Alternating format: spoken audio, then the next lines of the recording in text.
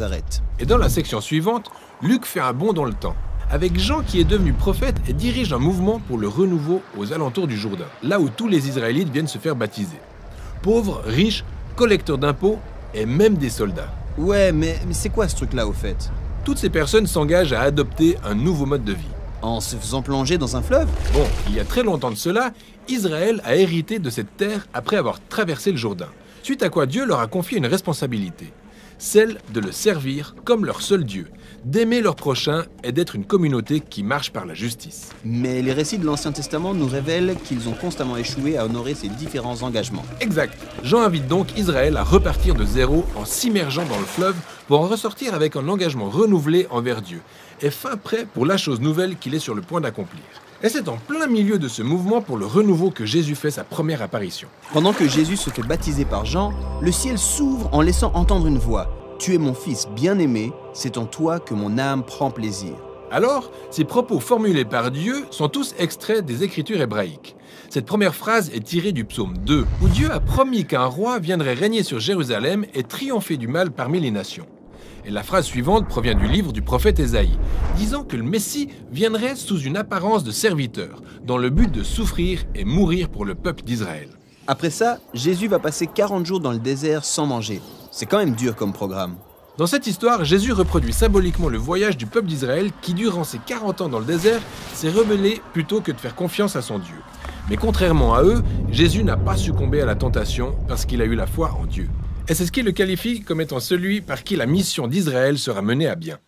Après le désert, Jésus revient en Galilée, précisément dans la ville de son enfance qui est Nazareth. Alors qu'il est dans la synagogue, Jésus est invité à lire les Écritures.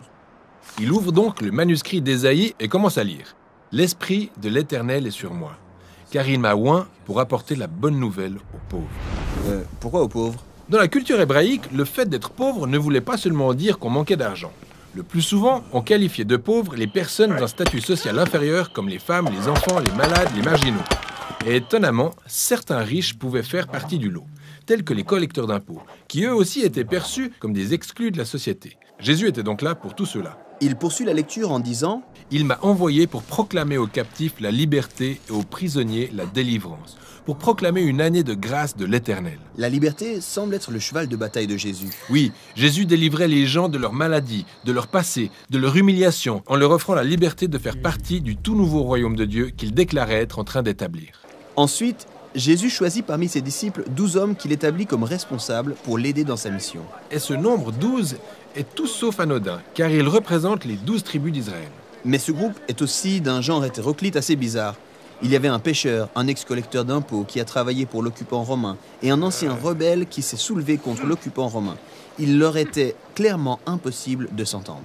Mais Jésus a rassemblé exprès des marginaux et des ennemis jurés car selon la culture du royaume de Dieu, ils sont appelés à réconcilier leurs différences pour vivre dans l'unité. Le fait de suivre Jésus impliquait d'appartenir à un nouvel ordre mondial. Raison pour laquelle Jésus continuait d'enseigner.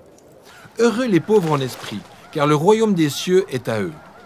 Heureux les affligés, car ils seront consolés. Heureux êtes-vous si l'on vous insulte, à cause de moi.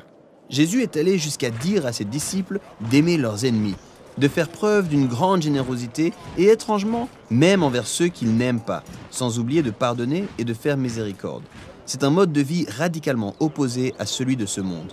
Non seulement Jésus a enseigné tout ça, mais il a aussi promis de le démontrer par sa vie, en faisant preuve d'une extrême générosité, en offrant le pardon et son amour à ses ennemis au point d'accomplir le sacrifice suprême, le don de sa vie. La dernière partie de cette section du livre de Luc est particulièrement fascinante. Jésus emmène certains de ses disciples au sommet d'une montagne où la gloire de Dieu apparaît sous forme de nuée ardente et soudain, Jésus se transforme. Puis, 2 autres prophètes apparaissent, Moïse et Élie. Oui, il s'agit des prophètes ayant précédemment expérimenté la gloire de Dieu sur une montagne. C'est là que Dieu parle à travers la nuée en disant « Celui-ci est mon fils bien-aimé, écoutez-le ». Luc démontre ici que Jésus est le prophète suprême. Il est la parole de Dieu adressée à Israël. Les 3 hommes discutent de ce que Jésus prévoit de faire à son arrivée à Jérusalem. Que va-t-il faire?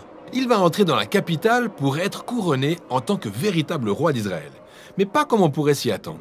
Et c'est là que s'achève la mission de Jésus en Galilée, pendant que la section suivante de l'évangile de Luc s'ouvre sur son long voyage vers Jérusalem.